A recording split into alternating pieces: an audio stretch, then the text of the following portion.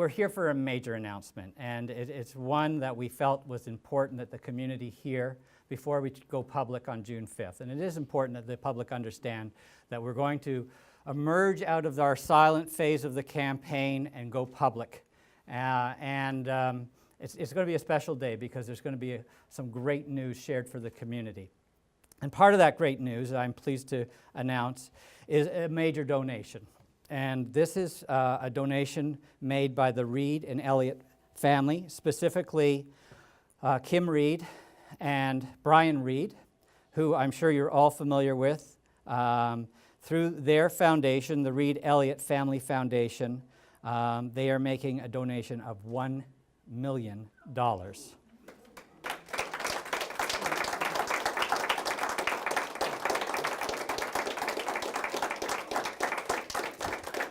Unfortunately, they can't be here today, but we did talk to them, obviously, prior to making the announcement, and they're in Colombia right now. I got an email from Bogota from Brian last night.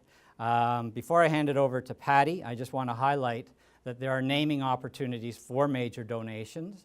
Kim and Brian, it was important to them that we named the hospice care wing after them, their families, and their foundation. The wing, when you take a look at the plans, will be the area that houses all of the care, all of the rooms in our facility, all the residential rooms.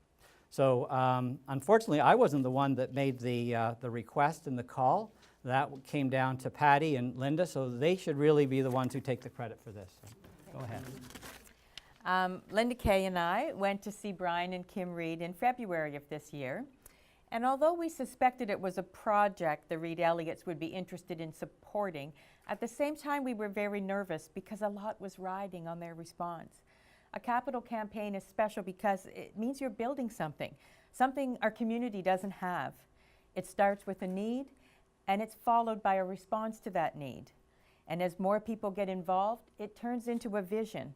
And at the time of the early visit, we were at a critical junction in the process. The project was in need of champions. Champions that are community builders, that were willing to step up. Yes, the project can't move forward without cash, but the Reed Elliott family brings so much more to that. It's outstanding members in our community like them that provide the passion, the legitimacy, and the momentum. This substantial gift says loud and clear, our community is better for it. It's a worthwhile endeavor, and we want to support it.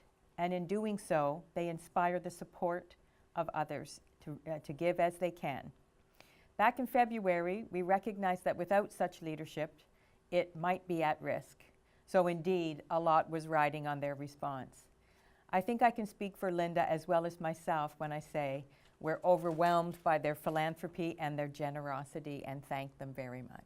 After talking to Linda and Patty after their request and their meeting, what came very, very evident was there was really no hesitation in their gift. They recognized immediately the importance of this. And it was really quite interesting because my sense was when you were talking to Kim, she supported it from the heart, okay? And certainly Brian supported it from the heart, but being a businessman, a very successful businessman, he looked at the logistics side of this, and he was so impressed with the work that Stuart Richardson and his team has done and the foresight that has gone into creating the facility.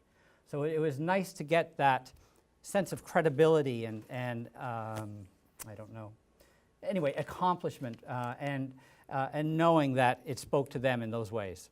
Well, I guess in closing, I can speak on behalf of Patty and I. This has probably been one of the most rewarding experiences that we've had as fundraisers. We've been involved with the community center, with the hospital, the hospital that we built 15 years ago, the YMCA, and of course the United Way.